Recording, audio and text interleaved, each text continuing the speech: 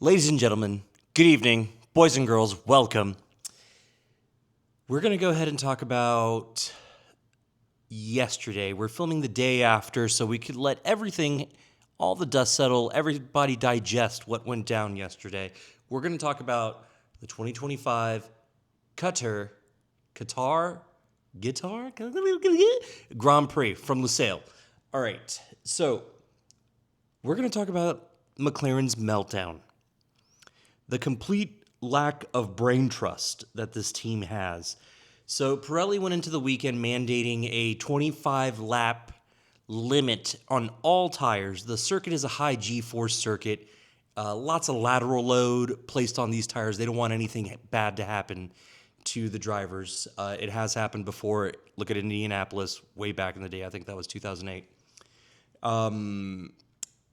McLaren's strategy, McLaren's management, McLaren's ethos is just they're inexperienced and quite frankly in over their head. We're going to talk about how the entire field pitted after the safety car when Nico Hülkenberg in the Sauber and Pierre Gasly in the Alpine came together, triggering the safety car. The only two vehicles left out onto the circuit was Oscar Piastri and Lando Norris in the McLarens, both holding P1 and P2 with Max and P3. The complete lack of understanding of, hang on, I believe the safety car came out lap 6 or 7. When you have that availability of a safety car and a tire mandated lap, you have so many laps, you might as well take the free pit stop. It was a 26-second delta in the pit stop. So 26 seconds from A to B to the end of the pit stop. So you could reduce that time in half, gain the free pit stop, and of course be able to overdrive the 25th lap mark on the tires. You're able to go further. So William Joseph got on the radio. I believe it was Pastry's engineer. Pastry asked, hey, are we the only ones not to pit? Oh, well, everybody lost flexibility. Yo, screw your flexibility. Hannah, the lead strategist, the HBIC of Red Bull strategy, swung for the fences, and she delivered, as always. God bless you, Hannah. She made the right call. Max, come in and pit. Pit confirmed. GP got on the radio. Max, hit the button. Boom, boom, boom. They managed to gain the lead of the race, and then the McLarens were traveling at virtually hyperspeed throughout the entire circuit, trying to catch up. It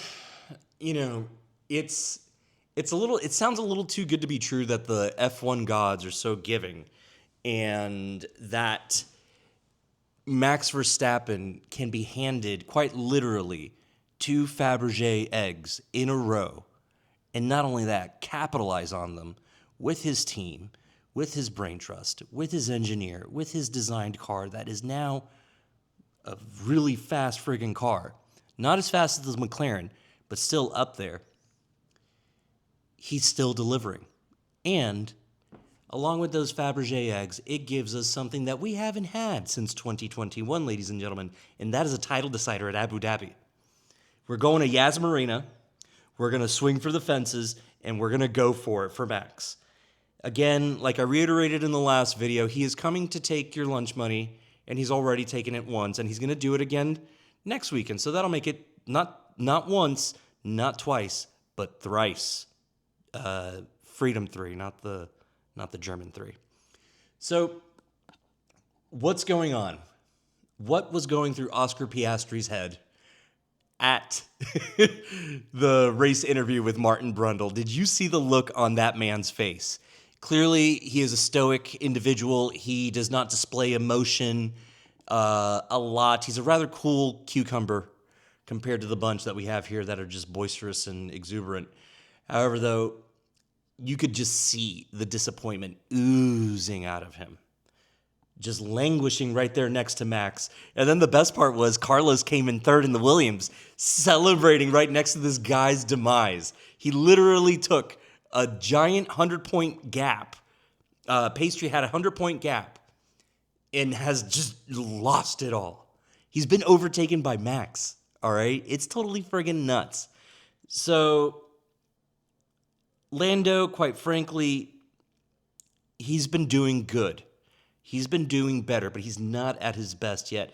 Lando has a little bit of a mental problem where he just doesn't believe in himself. And there was a radio comment where they were asking him to adjust his entry into turn 10 to not be subjected to the all four off limits, track limits rule. There we go. So he wouldn't get a penalty. He's on the radio like, I can't do what you're asking. Give me more help. I've been watching the sport, I think since I was 12, and this week is my birthday week, so I'm pretty old. I've been watching this sport for about 20-something plus years, and I've never heard Fernando Alonso. I have heard Lewis Hamilton complain and ask for help. We'll get to him. I've never heard Michael Schumacher. I've never heard Jenson Button. I've never heard Kimi Räikkönen. And I've never heard Sebastian Vettel get on the horn and say, give me more help. I can't do it. I can't make it happen. Lando Norris is suffering from a mental breakdown. He is going to therapy 5 times a week. Clearly, they need to up it to 7 times a week. And if there was an 8th day in the week, he'd probably be there twice. The man doesn't have the stuff. Now, we're going to move to McLaren management and their damage control interviews afterwards. Andrea Stella has a very verbose and eloquent way of speaking, but quite frankly, it's just complete bullshit of what he was saying.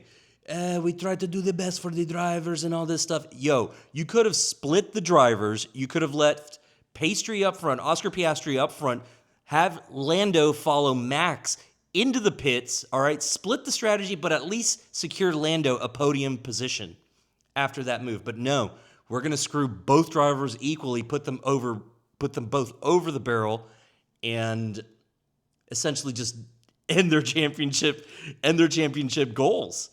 Everyone's like, oh, it's gonna be a three horse race this weekend in Abu Dhabi, and honestly, in my experience, I think it's gonna just be a classic Lando Max tussle, and we know how that ends. Max will come on top. However, though, our little friend in the Mercedes, our 18-year-old Italian rookie, may have handed Lando Norris the winning 2 points, because in the upcoming Yas Marina Abu Dhabi Grand Prix season ender, 24 races in a season, he only needs to finish in 4th to clinch the title, and Max could be ahead. So it's up there. So what does this mean? This means that we're going into a weekend where one of 2 things can happen.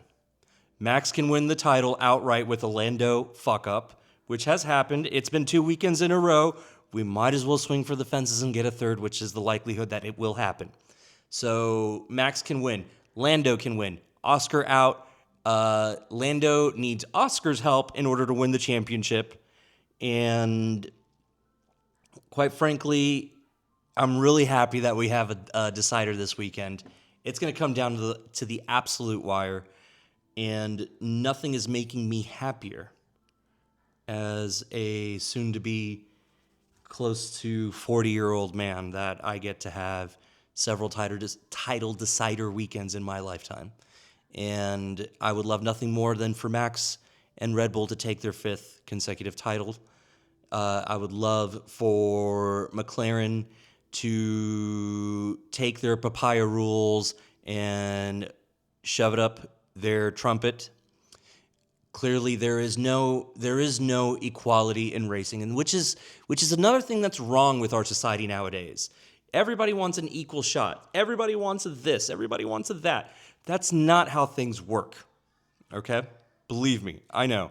So anyway, let's stay tuned for this weekend. We're going on for about 10 minutes here, just ranting and raving about Formula One. But overall, let's go over the standings real quick.